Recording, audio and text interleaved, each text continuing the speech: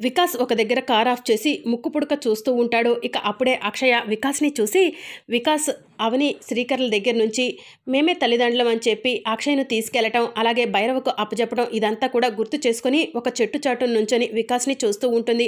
అప్పుడు వికాస్ సేటుకి ఫోన్ చేసి, సేటు ముక్కు పుడక తీసుకొస్తున్నాను, నీ దగ్గరికే బయలుదేరాను, నువ్వు ఎక్కడ ఉన్నావో లొకేషన్ షేర్ చేయి అని చెప్పి చెప్తూ ఉంటాడు. అవును, నేను అడిగిన డబ్బు రెడీగా ఉందా అని వికాస్ అడుగుతూ ఉంటే, రెడీగా ఉంది అని సేటు చెప్తూ ఉంటాడు. సరే లొకేషన్ షేర్ చేయి, నీ దగ్గరకు ముక్కు పుడక తీసుకొని వస్తాను అని వికాస్ కార్ స్టార్ట్ చేస్తాడు. ముక్కు పుడక ఇతని దగ్గరకు ఎలా వెళ్ళింది అని అక్షయ టెన్షన్ పడుతూ కారు వెనకే పరిగెత్తుతూ ఉంటుంది. పరిగెత్తి పరిగెత్తి అలసిపోతుంది. ఇక మరోవైపు అవని శ్రీకర్ ఇద్దరు కూడా అక్షయ అక్షయ అని అక్షయ్ కోసం ఇల్లంతా వెతుకుతూ ఉంటారు. అప్పుడు అవనికి పెద్దిరాజు చింటూ కనిపిస్తారు. అన్నయ్య, చింటూ అక్షయ్ని ఎక్కడైనా చూసారా అని చెప్పి అడుగుతూ ఉంటాడు. ఎక్కడా చూడలేదు అని చెప్పి చెప్తూ ఉంటారు. అప్పుడే శ్రీకర్ బయట నుంచి వచ్చి గార్డెన్లో కూడా అక్షయ్ లేదు అవని అని చెప్పి చెప్తూ ఉంటాడు. అక్షయ చాలా సెన్సిటివ్, గ్రానీ అన్న మాటలకు డిప్రెషన్లోకి వెళ్ళి ఇంటి నుంచి వెళ్ళిపోయిందేమో అని చెప్పి చింటూ చెప్తూ ఉంటాడు. అదే గనక జరిగితే ఈ ఇంటికి పట్టిన దరిద్రం వదిలిపోతుంది అని శౌర్య అంటుంది. శౌర్య పిచ్చి పిచ్చిగా మాట్లాడకు అని ప్రసాదరావు కోపంగా చెప్తూ ఉంటాడు.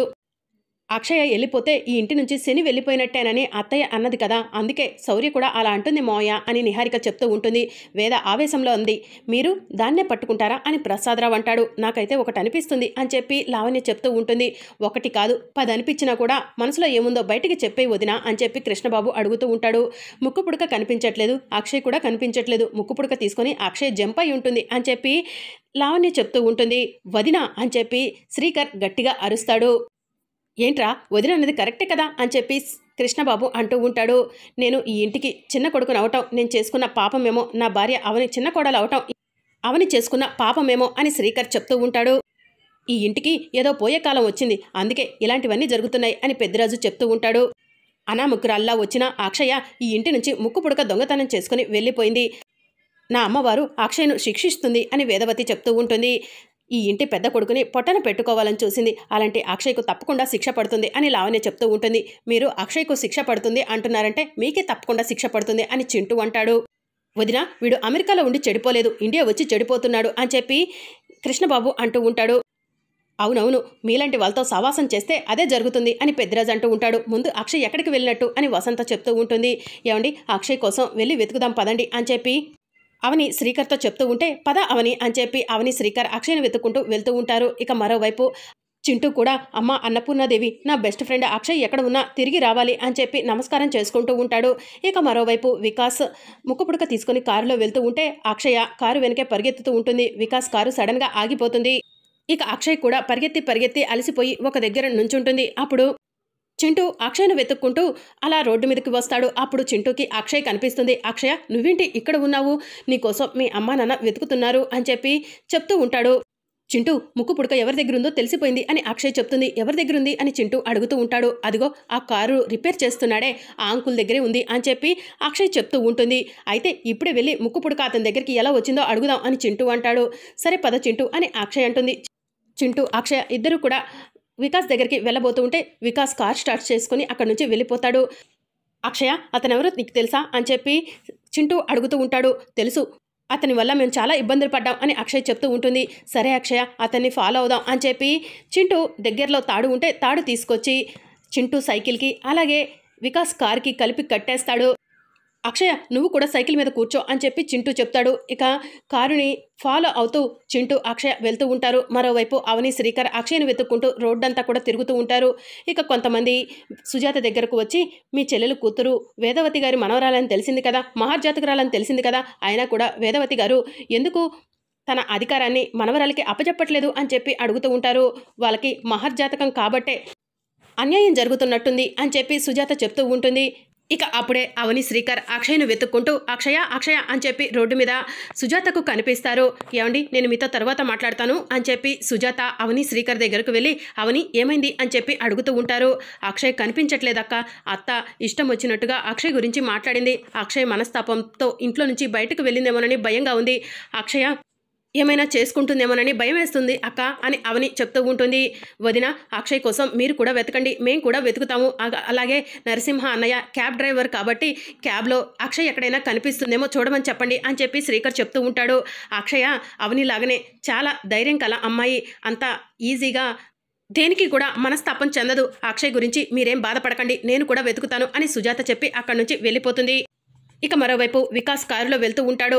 ఇక అక్షయ, చింటూ ఇద్దరు కూడా వికాస్ని సైకిల్ మీద ఫాలో అవుతూ ఉంటారు. ఇక అప్పుడే వికాస్కి నిహారిక, కృష్ణబాబు ఫోన్ చేస్తారు. ముక్క పుడక తీసుకొని సేటు దగ్గరికి వెళ్ళావా అని చెప్పి అడుగుతూ ఉంటే, దారిలోనే ఉన్నాను, సేటు నా కోసం వెయిట్ చేస్తూ ఉంటాడు అని చెప్పి వికాస్ చెప్తూ ఉంటాడు. త్వరగా ముక్కు పుడకను సేటుకి ఇచ్చేసి మాకు పంపాల్సిన అమౌంట్ మాకు పంపించేసాయి అని నిహారిక చెప్తూ ఉంటుంది. అప్పుడు భైరవ్ వల్ల కూడా మనం ఎంత లాభం పొందాము, ఇప్పుడు ముక్కు పుడక వల్ల కూడా ఎంతో కొంత లాభం పొందాలి అని చెప్పి నిహారిక చెప్తూ ఉంటే, షూర్ నిహారిక అని చెప్పి వికాస్ చెప్తూ ఉంటాడు. సరే వికాస్, నిన్ను ఎవరైనా ఫాలో అవుతున్నారేమో చెక్ చేసుకుని వెళ్ళు అని నిహారిక చెప్తూ ఉంటే, షూర్ అని చెప్పి వికాస్ చెప్తూ ఉంటాడు. ఎట్లాగైతే ఏంటి, ముక్కు పుడకను ఇల్లు దాటించాము అని చెప్పి నిహారిక చెప్తూ ఉంటే, వికాస్ నిహారిక ఇద్దరు తలుచుకుంటే పచ్చగడ్డైనా మధ్యలో వేస్తే బగ్గు మనాల్సిందే అని వికాస్ చెప్తూ ఉంటాడు. సరే సరే, పని పూర్తవగానే నా అకౌంట్కు డబ్బులు ట్రాన్స్ఫర్ చేయి ఉంటాను అని నిహారిక ఫోన్ కట్ చేస్తుంది. ఇక అప్పుడు కృష్ణబాబు డబ్బు అకౌంట్లో పడగానే ఒక వారం రోజులు మాల్దీవ్స్కి వెళ్ళి ఎంజాయ్ చేసొద్దాం నిహారిక అని చెప్పి చెప్తూ ఉంటాడు. ఇక అప్పుడే లావణ్య, వసంత వచ్చి కోపంగా చూస్తూ ఉంటారు. బంగారం, వీళ్ళు మన మాటలన్నీ విన్నట్టున్నారు అని కృష్ణబాబు చెప్తూ ఉంటాడు. ఏంటి నిహారిక, ఏం చేస్తున్నావు నువ్వు అని లావణ్య కోపంగా అడుగుతూ ఉంటుంది. అక్క అది అది అని నిహారిక కంగారు పడుతూ ఉంటుంది. మాకు తెలియకుండా ఏం ప్లాన్లు చేస్తున్నావు, ఏదో డబ్బు అంటున్నావు, ట్రాన్స్ఫర్ అంటున్నావు, మందంతా ఒక గ్యాంగ్ అని చెప్పి మాకు తెలియకుండా మీరు కుట్రలు పన్నుతున్నారా అని లావణ్య అడుగుతూ ఉంటుంది. అవును నిహారిక, ముక్కు పుడక వెనక నీ స్కెచ్ ఏం లేదు కదా అని లావణ్య అడుగుతూ ఉంటే, ఎంత మాట అన్నావక్క, నీకు చెప్పకుండా నేను ఏమైనా స్కెచ్ వేస్తానా అని చెప్పి నిహారిక చెప్తూ ఉంటుంది. అవును వదినా, నీకు చెప్పకుండా స్కెచ్ వేస్తామా, కావాలంటే నీ మీద ఒట్టు అని కృష్ణ చెప్తూ ఉంటాడు. లావణ్య అలానే చూస్తూ ఉంటే, మా అక్క మీద ఒట్టు అని చెప్పి కృష్ణబాబు అంటాడు. ఒరే ఒరే, నీ ఒట్లు చాలరా, నా మీద ఎక్కరా అని చెప్పి వసంత చెప్తూ ఉంటుంది. మాకు తెలియకుండా ఏదైనా స్కెచ్లు వేశారని తెలిసిందో మేము ఊరుకోము అని లావణ్య చెప్తూ ఉంటే, నువ్వు మా పార్టీలో ధ్వజస్తంభం లాంటి దాని అక్క, నీకు చెప్పకుండా ఎలా అని చెప్పి నిహారిక అంటుంది. సరే సరే అని చెప్పి లావణ్య, వసంత ఇద్దరు కూడా అక్కడి నుంచి వెళ్ళిపోతారు. అమ్మయ్య, వీళ్ళు మన మాటలు వినలేదు అని కృష్ణబాబు, నిహారిక ఇద్దరు కూడా రిలీఫ్ అవుతారు. ఇక మరోవైపు వేదవతి, ప్రసాదరావు హాల్లో కూర్చొని ఉంటారు. అప్పుడు అక్షయ్ ఎలాగైతే ఈ ఇంటికి వచ్చిందో అలాగే ఈ ఇంటి నుంచి వెళ్ళిపోయింది, ఇక తిరిగి రాకుండా ఉంటే బాగుండు అని చెప్పి వేదవతి ప్రసాదరావుకి చెప్తూ ఉంటుంది. అప్పుడు వసంత వచ్చి, అమ్మ, అక్షయ్ ఈ ఇంటికి రాకపోతే ముక్కు పుడక ఎలా వస్తుంది అని చెప్పి అడుగుతూ ఉంటుంది. ఎలా వస్తుందేంటి, అమ్మవారు ఎలాగైనా రప్పించుకుంటుంది అని చెప్పి వేదవతి చెప్తూ ఉంటుంది. అయితే అక్షయ్ ఇంటికి రాకపోతేనే బాగుంటుంది, ఈ ఇంటికి పట్టిన దరిద్రం శని వదిలిపోతాయి అని చెప్పి నిహారిక అంటూ ఉంటుంది.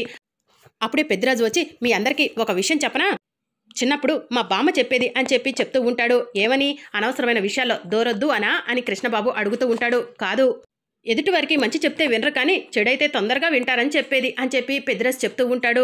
ఇప్పుడు పొంతలేని మాటలు మాట్లాడుతున్నావేంటి అని వసంత అంటూ ఉంటుంది. నీకు మంచి మాటలు చెప్తే వింటున్నావా ఏంటి వసంత, అందుకే అంటున్నా అని పెద్దిరాజు చెప్తూ ఉంటాడు. మీ అందరికీ ఈ సమయంలో ఒక ముఖ్యమైన విషయం చెప్పాలనుకుంటున్నాను. అమ్మవారు లేకుండా గుడి ఉండదు, అలాగే పిల్లలు లేకుండా స్కూలు ఉండదు, అలాగే అక్షయ్ లేకుండా ఘట్టంనేని వంశం ఉండదు అని చెప్పి పెద్దిరాజు చెప్తూ ఉంటాడు. ఇక అప్పుడే అవని, శ్రీకర్ ఇంటికి వస్తారు.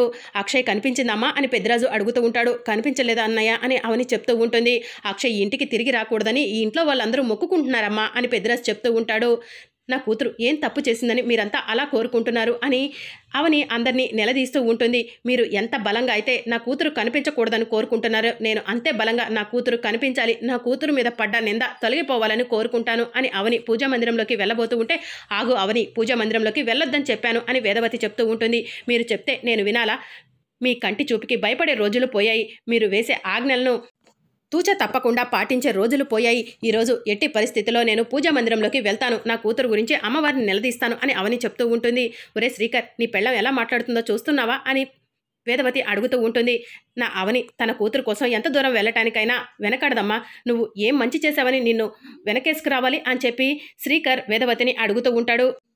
ఇక అవని ఎవరి మాట వినకుండా పూజా మందిరంలోకి వెళ్ళి, అమ్మా ఏంటి అలా చూస్తున్నావు, నా కూతురు ఏ తప్పు చేయలేదు, నిర్దోషి, నా కూతురే ఈ వారసురాలని ఈ కుటుంబ సభ్యులందరికీ తెలియాలి, అప్పటి వరకు నేను ఇక్కడే కూర్చుంటాను, నిరాహార దీక్ష చేస్తాను, గతంలో నీకు చాలా రోజులు పూజ చేయకుండా ఉన్నాను, ఇప్పుడు కూడా నా కూతురు నిర్దోషి అని తెలిసే వరకు నీ ముందు ఇలానే కూర్చుంటాను అని అవని అమ్మవారితో మాట్లాడుతూ ఉంటుంది. మరి అప్కమింగ్ ఎపిసోడ్లో ఏం జరగబోతుందో తెలుసుకోవాలనుకుంటున్నారా? అయితే ఛానల్ను సబ్స్క్రైబ్ చేసుకొని సపోర్ట్ చేయడం మర్చిపోకండి. Thank you for watching.